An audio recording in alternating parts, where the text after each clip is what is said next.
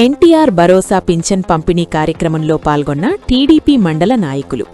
MLA మామిడి గోవిందరావు స్పష్టమైన ఆదేశాల మేరకు పాతపట్నం నియోజకవర్గంలోని మెలియాపుట్టి మండలంలో ఎన్టీఆర్ భరోసా పింఛన్ పంపిణీ కార్యక్రమాన్ని శనివారం ఘనంగా నిర్వహించారు. ఈ కార్యక్రమంలో తెలుగుదేశం పార్టీ మండల నాయకులు పాల్గొని అర్హులైన లబ్ధిదారులకు పింఛన్లు అందజేశారు.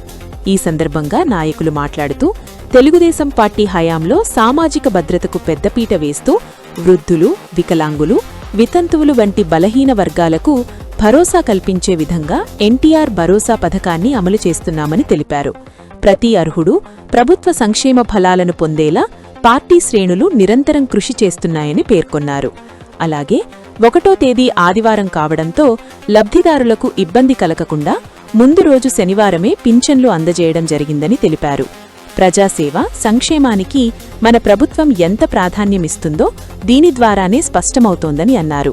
ఈ కార్యక్రమంలో పీఏసీఎస్ అధ్యక్షుడు సలన మోహన్ రావు, మండల యువత అధ్యక్షుడు బసవ పరమేశ్వర్ రెడ్డి, మండల పార్టీ అధ్యక్షుడు Nambala Venkatarao, TDP parliamentary organizing secretary సభ్యులు అనపాన రాజశేఖర్ రెడ్డి, వివిధ గ్రామాల నాయకులు, సచివాలయ సిబ్బంది మరియు లబ్ధిదారులు పాల్గొన్నారు.